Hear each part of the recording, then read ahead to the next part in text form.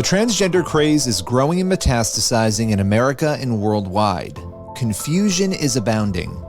On Season 2 of Generation Indoctrination, we're bringing you the powerful audio version of the new ebook, Exposing the Gender Lie, How to Protect Children and Teens from the Transgender Industry's False Ideology.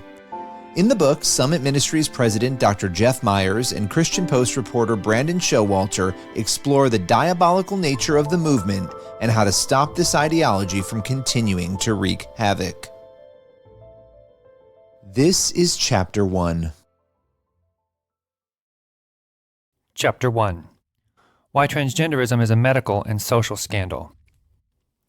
Quote, "No clinical description of my transition, and especially my castration, can really capture how it feels.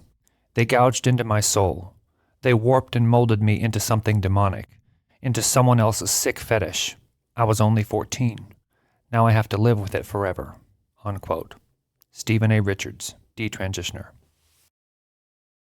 Stephen A. Richards is among the rising number of people who are known as detransitioners, men and women who underwent experimental gender medicalization, including hormones or surgery or both, and now deeply regret it.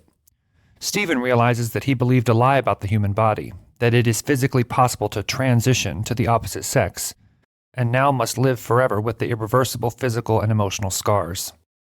What led to Stephen's tragic experience is nothing less than a shocking medical scandal. In this chapter, we will show how this scandal was caused by the breakdown of medical ethics and an insatiable thirst for profits without regard to the social cost. No doubt, what we write in this chapter will anger you, and it should. Under the guise of helping people navigate gender confusion, many vulnerable people across the West, even children, are being scarred for life. For all human history, the reality of maleness and femaleness has been apparent until now.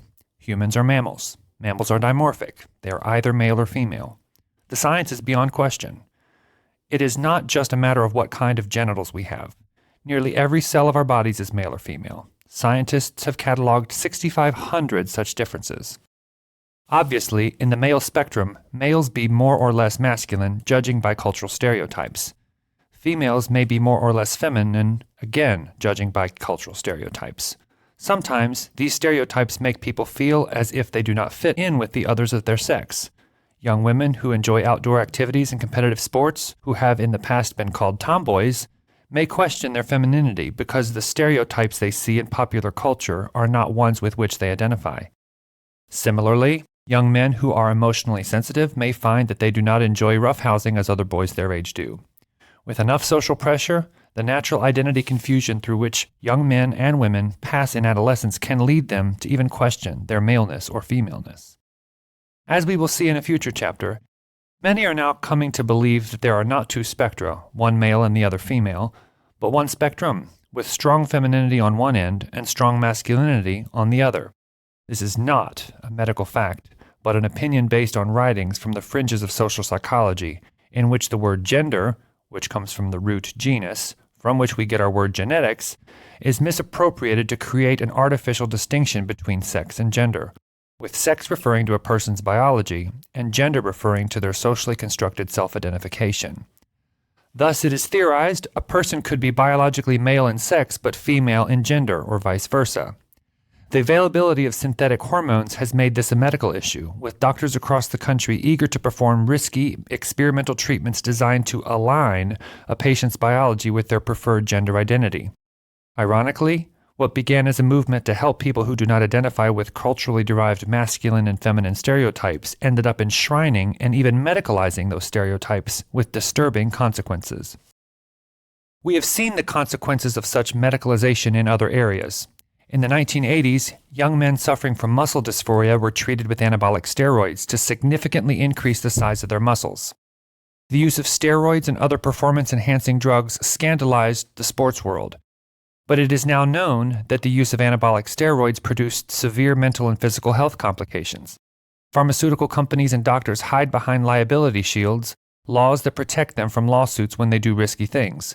But court judgments are chipping away at such measures as the wanton nature of the medical malpractice involved comes to light. Lawsuits will likely go on for years.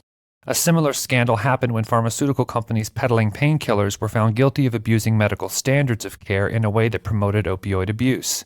Thousands of lawsuits have been filed, resulting in settlements in the tens of billions of dollars.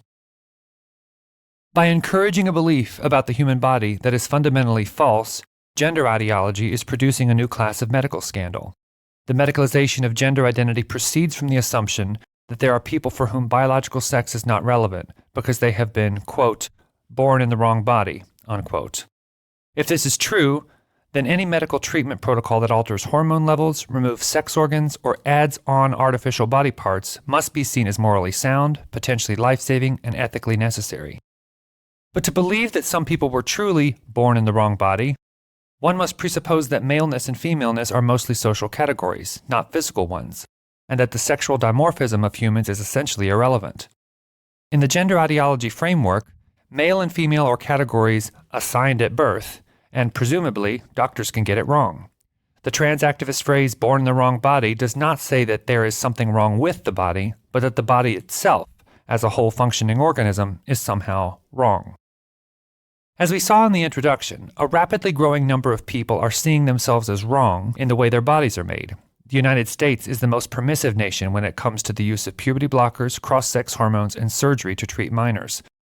Whereas most Western countries have 1 to 3 gender clinics treating gender dysphoria, there are more than 60 pediatric gender clinics and 300 other clinics in the United States that administer puberty blockers and cross-sex hormones to children as young as 8 years of age. Such treatment is based on the gender ideology supposition that so-called wrong bodies can be made right through medical treatment. Let us talk more about what this treatment involves. What is called gender-affirming care, as part of the natural course of treatment, employs high-powered pharmaceutical drugs and even surgeries to help individuals who lack strong identification with their biological sex feel more mentally comfortable with a new identity. Gender-affirming care is practiced on minors despite the consensus among neuroscientists is that the lobes of the human brain do not stop developing until the mid-20s. Of the 11 clinical studies where children were referred for gender dysphoria, between 74% and 88% grew out of it by the end of their adolescence. Yet what is most egregious is that activists insist that even young children and prepubescent youth can know that they have the wrong body and that their gender identity struggles can be resolved through risky experimental medical procedures. Trans ideologues routinely claim that these procedures are necessary to curb self-destructive behavior, including the possibility of suicide. These treatments allow patients, including young children, to alter their endocrine systems with hormone blockers, followed by synthetic opposite-sex hormones, and then perhaps surgery that irreparably alters their secondary sex characteristics. But it is all a lie. Biological sex is immutable. Medical interventions, such as blockers, hormones, and surgery, produce grave harm as they attempt to circumvent biology in pursuit of a physical impossibility. In many ways, this is also a child abuse scandal, since children cannot give adequate informed consent to the medicalization which yields such dire repercussions. Worse still, many of the young people who have embraced a trans identity and are being steered down this destructive medical pathway are already dealing with one or more mental health challenges that can be left unaddressed in the rush to treat symptoms of gender dysphoria rather than its causes.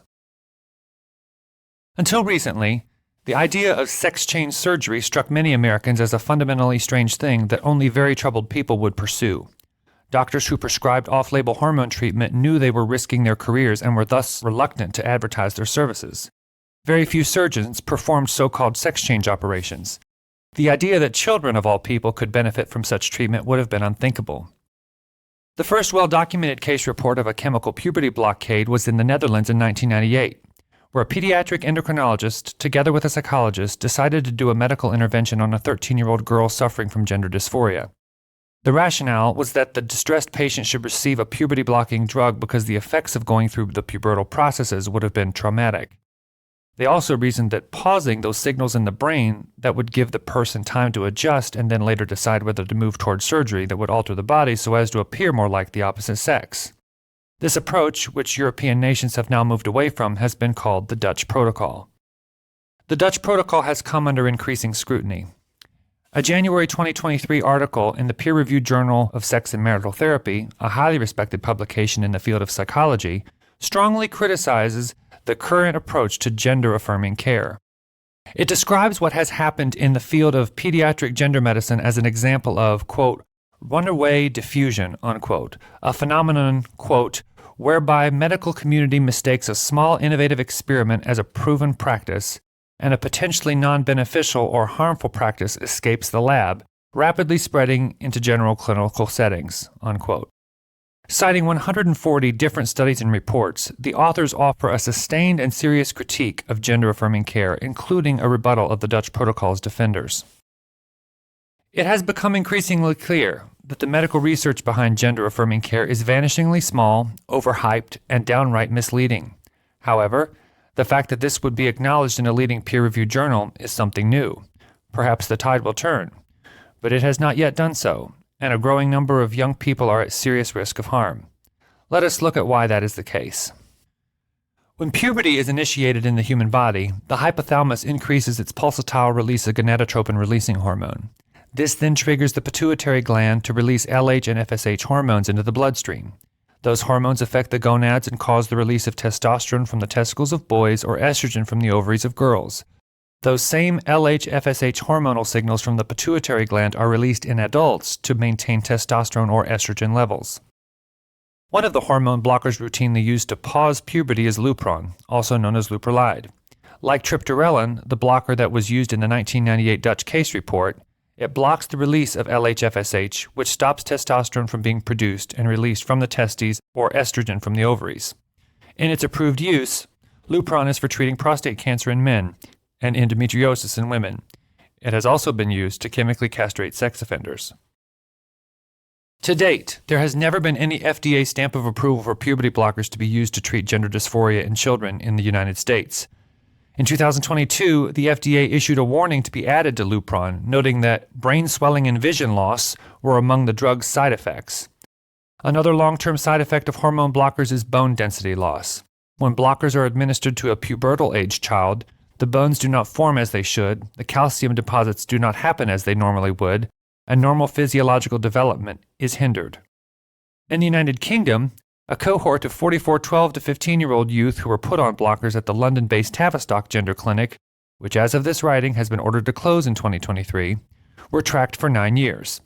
According to their findings published in the academic journal PLOS ONE, when the children completed chemical puberty blockade at age 16, the researchers found reduced growth in both height and bone strength.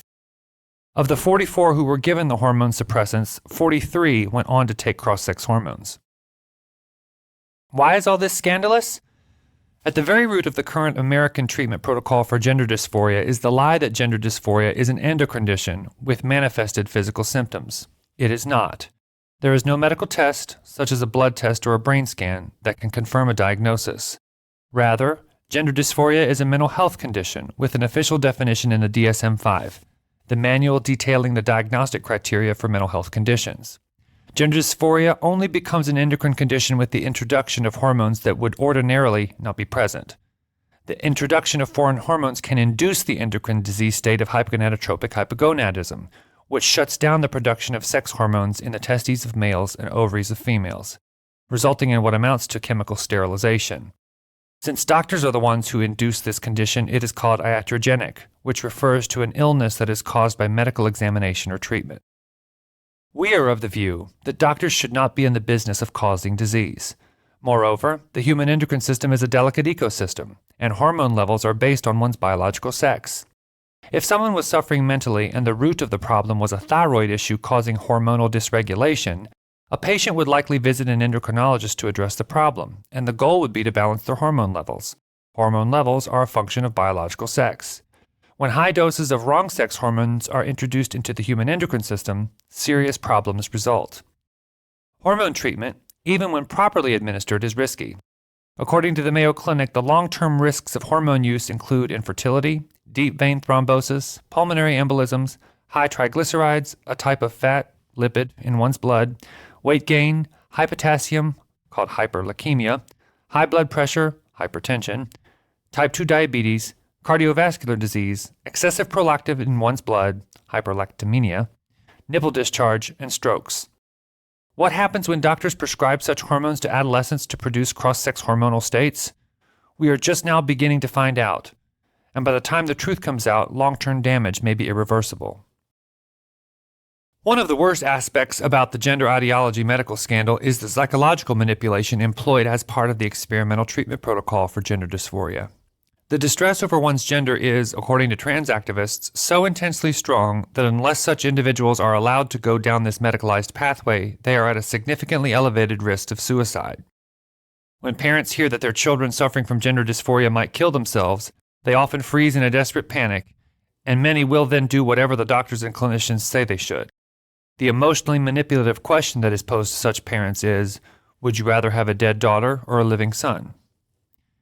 In many professional settings, under current regimes, the recommended treatment is gender-affirming care, which means steering patients down a pathway that begins with social transition.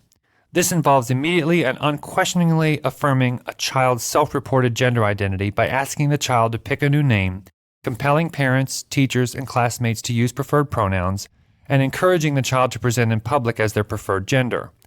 If this does not resolve the child's gender dysphoria, the next step is experimental medicalization, which, depending on the age of the child, involves some combination of puberty blockers, opposite-sex hormones, and even surgery.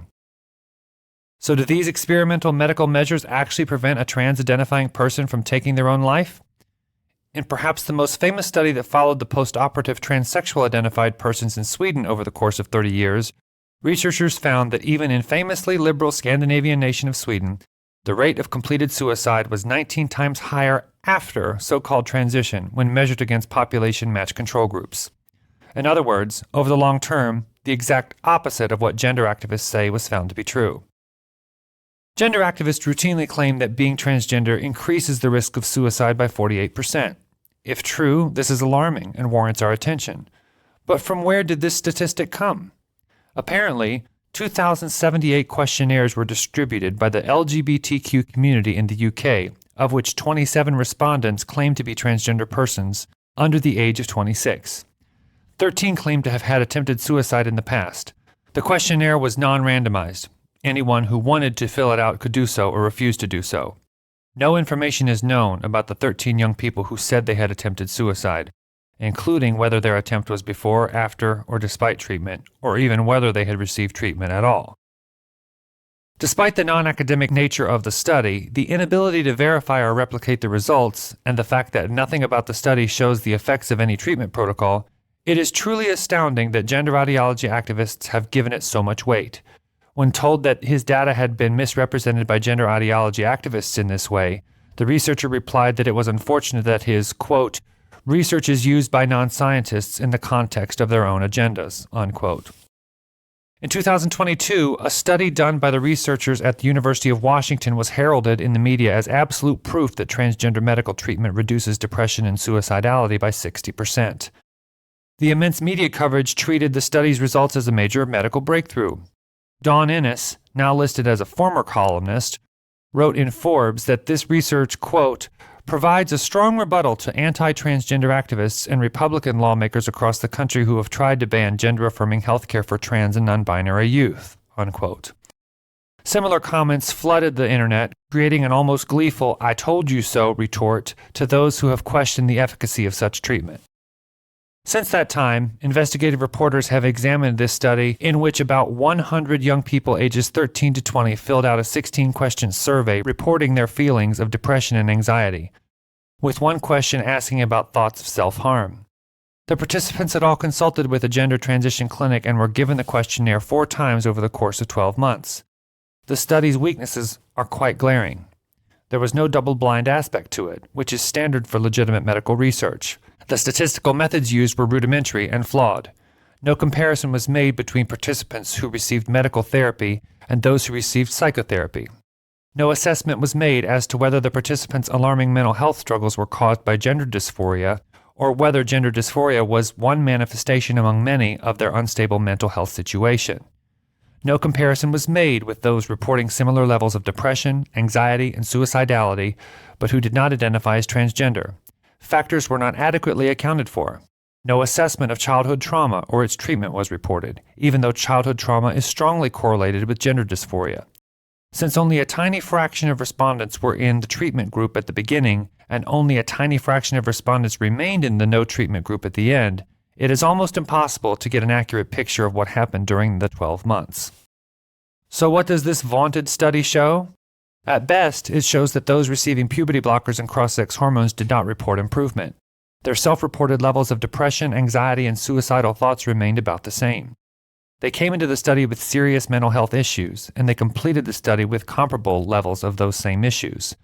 If we look at the results in 3 and 6 months, which is when the researchers had more equal response rates, those who did not receive medical treatment reported larger drops in their depression, anxiety, and suicidal thoughts than those who did receive medical treatment.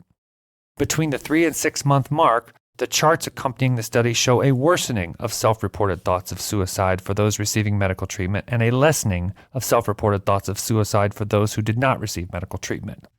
The researchers have thus far refused to release the raw data, so there is no way to understand what actually happened or to replicate the results. At the very least, this is hardly the breakthrough the University of Washington Public Relations Department heralded or that was breathlessly reported in the media. Please understand, we take mental health struggles seriously. We work with young people facing these issues. We feel deep compassion for them and want them to get better. When it comes to minors with mental health struggles, we have found that helping them feel seen and cared for is a major part of the healing process. Care and concern help foster a belief that they will get better, and this belief is very powerful. People in the field of psychology call it resilience. A review of 50 studies examining treatment-resistant depression showed that patients given placebos report improvement of 35% to 40% in their symptoms. Their belief that treatment is making a difference seems to be what is making the difference at least a third of the time. We know we are down in the weeds here, but let us apply that understanding to the vaunted University of Washington Transgender Medicine study. One would expect to see a 35% to 40% improvement just by children having someone in authority pay attention to their problem, even in the absence of medical treatment. None of this was examined in the University of Washington study. This, plus criticisms such as the ones we briefly discussed above that have gone unanswered by the researchers, led the University of Washington spokesperson to admit that reports about the study's breakthrough nature included, quote, some pretty concerning claims, unquote, and announced that the epidemiology department would stop, quote, driving traffic to this piece, unquote. By now you're probably wondering, how is it possible that such minuscule studies with such ambivalent results could drive such a huge nationwide agenda? This is an example of the politicization of science, a subject we will discuss in a later chapter of this book. Yet such politicization is well hidden. If you did an internet search for the University of Washington study, none of its problems would become evident unless you looked several pages deep into the search results and knew specifically what you were looking for. The truth is very hard to find. The political motive is not the only one driving gender ideology. Observers with common sense have noted that one does not cut nor sterilize the body to heal the mind. And yet doctors continue to guide patients they diagnose as gender dysphoric down the path of experimental medicalization. It is a business move that is as cynical as it is lucrative. As previously noted, when children are put on hormone blockers, it is likely they will receive pediatric Lupron. Investigative journalist Jennifer Billick noted in a speech in July of 2022 at Hillsdale College's Kirby Center in Washington, D.C., that the adult version of Lupron is quite lucrative. It costs $4,800 to treat endometriosis in women for a 3-month dose, according to a 2018 investigative report. The pediatric version is even more lucrative, $9,700 for the same dose. A subcutaneous implant to deliver this drug to children is $35,000. A similar implant for adult men battling prostate cancer costs $4,400. Using these numbers, if just 100 children out of the 42,000 U.S. children diagnosed last year with gender dysphoria took these drugs for 7 years, it would amount to $27 million in drug sales. And that is only the blockers. Cross-sex hormones are another moneymaker for the medical industry. And those who begin this experimental medicalization will be on it for as long as they wish the condition to persist, quite possibly for life. Think about that. By encouraging puberty blockers and cross-sex hormones, Big Pharma and Big Medicine could foster long-term and extremely bankable dependence on their products. With regard to body disfiguring surgeries, according to Global Market Insights, the national profit for these kinds of operations was $623 million in 2022, having doubled in just 3 years. By 2032, the value projection for this industry is listed at $1.9 billion. We see this as a predatory industry which represents crony capitalism at its worst. And remember that if a child can be medicalized in this way, he or she will be a patient for life. These brutal surgeries often require extensive follow-up care, which, of course, means additional fat profits for these industries. Detransitioning is the process of a person psychologically reintegrating with their biological sex, with their self-perception of gender identity. To do this, a person must unwind layers of deceitful cultural and medical programming. Detransitioners often have a moment or series of moments where they realize that attempts to overwrite nature are futile and cannot, by way of medical intervention, change their physiology to become the opposite sex. The coming challenge for the church, as we see it, is twofold: equipping the next generation with the truth and philosophical tools to courageously engage this pervasive ideology, and ministering to the wave of those medically harmed young people and their families whose lives have been shattered. Shattered is not too strong a word to describe what happens when people try to invert reality and end up being worse off than they were before. Abigail Shrier, author of Irreversible Damage, The Transgender Craze Seducing Our Daughters, wrote about her experience engaging moms and dads who have dealt with adolescent and teenage daughters self-identifying as trans. Quote, "Any of these parents would gladly pay $100 a gallon for unleaded gas to get their daughters to safety. A mom whose teen daughter is suddenly clamoring for top surgery would take her chances with COVID in a heartbeat. She'd sign up for an unmasked tour of the Wuhan Institute for Virology if she could only shield her children from the people who'd prefer to push gender ideology than do their actual jobs, much less respect the curtilage of a family." Unquote. Faithful Christians are going to have to exhibit a lot of patience in the coming years dealing with the fallout of the gender identity medical scandal. Of course, God can and does bring healing, sometimes quickly and suddenly. But as the number of detransitioners grows and more people realize that their decisions led them to permanently damage their bodies, compassionate followers of Jesus must be prepared to walk alongside. The practice of medicine has produced profound benefits for billions. Yet the idea that a medical technique that is possible is therefore ethical has led to widespread heartache. Francis Galton was one of the most respected scientists of his day. Yet his racist viewpoint led to the science of eugenics, which was practiced in the United States to forcibly sterilize 60,000 women. Antonio Ygaz Moniz won a Nobel Prize for inventing the lobotomy and promoting it as a remarkable cure for mental illnesses like schizophrenia. 50,000 people received the procedure. Many died as a result, and the others had their lives ruined. The science seems settled in both cases, but now we see them as colossal horrors. When the history is written, will gender-affirming care for people with gender identity disorder or gender dysphoria also be seen as a medical scandal? We believe it will. But there is a difference. Sterilization and lobotomization did not include built-in popular culture campaigns to get people to choose these procedures for themselves. This will take time to unwind. As more detransitioners like Stephen Richards come forward and detail the catastrophic, irreparable harm that was done to them, it will become impossible to ignore the carnage. Christians must not shrink back from the task of confronting the generational indoctrination that has occurred via the school system and throughout culture that has, most tragically, left many struggling people confused, disfigured, and sterilized. Thank you for listening. Go over to the show notes to see how you can download Exposing the Gender Lie, How to Protect Children and Teens from the Transgender Industry's False Ideology ebook free from the Christian Post. And be sure to find out more about Dr. Jeff Myers and Summit Ministries at summit.org.